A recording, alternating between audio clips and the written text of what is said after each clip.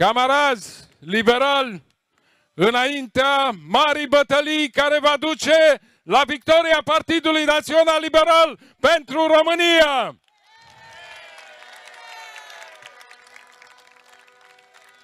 Oameni buni, vreau să spun destul și-au bătut joc de noi. Destul au condus prin frică, prin intimidare, prin corupție, prin subdezvoltare, prin minciună, amenințând și călcând în picioare demnitatea fiecărui român.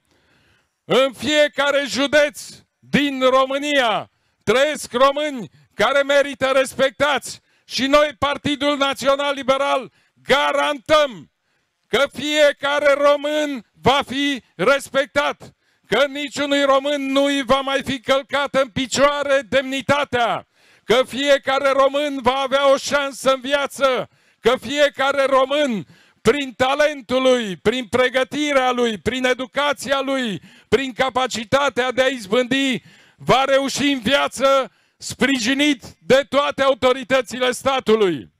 Cum conduc ei, dragii mei? Știți foarte bine în Teleorman, știți foarte bine cum conduc în Dâmbovița, știți foarte bine cum conduc în Argeș, știți foarte bine cum conduc în Ialomița, în Prahova mai puțin, că lumea e mai educată și e o populație urbană.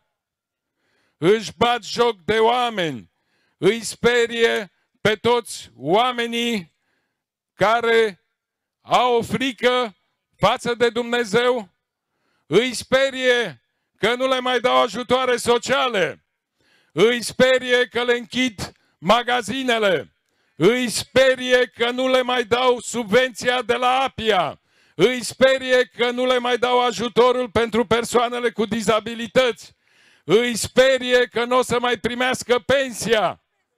Asta fac ei. Conduc călcând în picioare voința și demnitatea fiecărui român. Din păcate, în Teleorman, în Ialomița, în Dâmbovița și în toate celelalte județe unde încă PSD-ul e tare, oamenii conduc că o duc rău și că le este frică să nu o ducă și mai rău. Trebuie să învățăm că nu sunt condamnați să o ducă rău, că nu sunt condamnați să fie săraci, că au șansa de a trăi bine, că au forța și capacitatea de a avea o viață decentă, o viață care să le permită fiecăruia să spere că au șansa să fie cetățeni europeni. Oameni buni, vom avea o muncă extrem de grea, mai ales aici. Știu foarte bine satrapii din județele din Sud, primarii care îi mână ca pe oi la vot, primari din Giurgiu, unde nici nu contează cum votează oamenii, pentru că ei scriu procesele verbale înainte de exercitarea votului. Știu foarte bine că sunt în stare să cumpere pe nimic, că sunt în stare și deja au început, fiți vigilenți. De regulă o făceau numai în locale. Acum sunt atât de disperați încât o fac și la europarlamentare.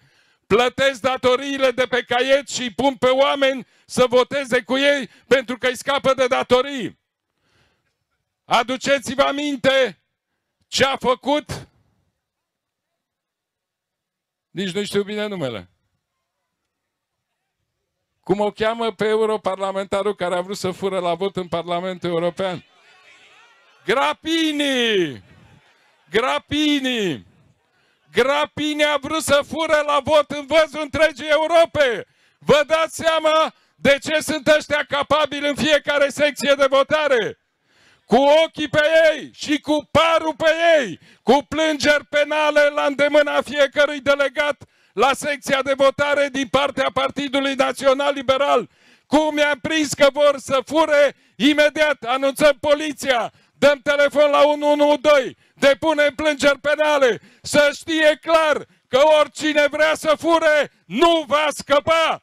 În felul ăsta trebuie să păzim voturile noastre. Stimate colege, stimați colegi, până la păzirea voturilor. Vă cer, ca președinte al Partidului Național Liberal, să nu precupețiți nicio zi, dragii mei. În fiecare zi, de acum până în 26 mai, trebuie să fim la casa fiecărui român, în toate localitățile.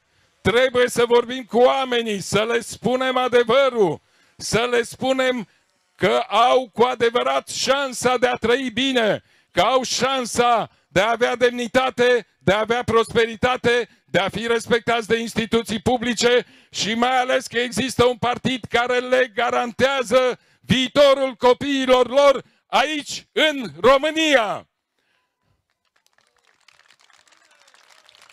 Am văzut că vă uitați la dronă.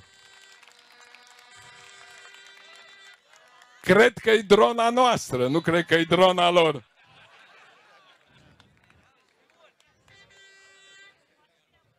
Stimate colege, stimați colegi,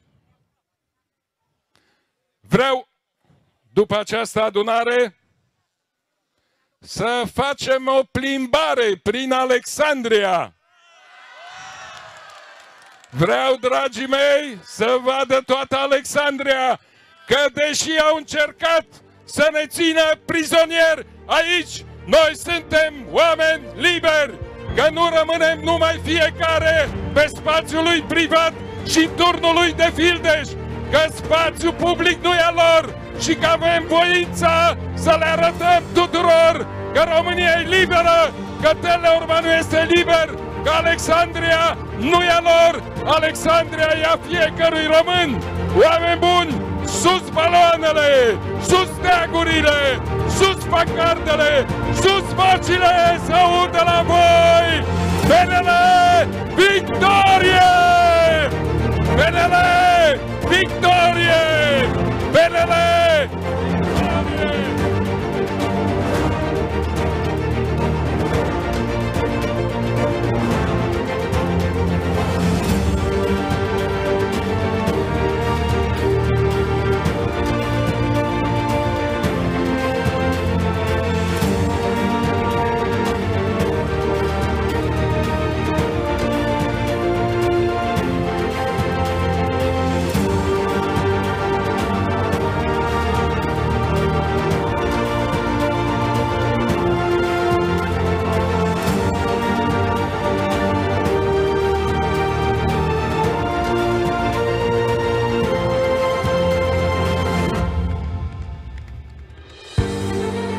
Oameni buni, vă cer să mă ascultați un pic.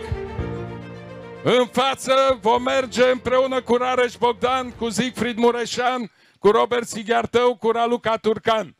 O să mergem pe rânduri puține în lateral, astfel încât să nu ocupăm carosabilul. Rugămintea mea este să aveți răbdare până vă vine rândul în lungul șir care va cutreiera Alexandria. Să fim civilizați, să nu ne lăsăm provocați, să le arătăm celor din Alexandria, inclusiv celor care sunt cu PSD-ul, că Partidul Național Liberal aduce flori, aduce creștere, aduce oameni tineri, aduce civilizație, aduce șansa fiecăruia de a se elibera de domnia lui Dragnea. Să mergem!